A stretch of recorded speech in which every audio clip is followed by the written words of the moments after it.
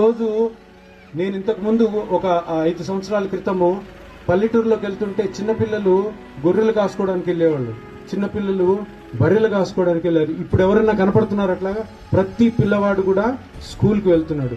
అది దాని వెనకాల. ఎందుకంటే ఇప్పుడు స్కూల్కి వెళ్ళాలి, స్కూల్ని బాగా అభివృద్ధి చెందినా కూడాను వాళ్ళని కూలీకి ఎందుకు పంపిస్తారంటే 100 రూపాయలు వస్తుందని. ఆ 100 రూపాయలు ఆయన డైరెక్ట్ గా మీ బ్యాంక్ అకౌంట్ లోకి వేస్తున్నాడు.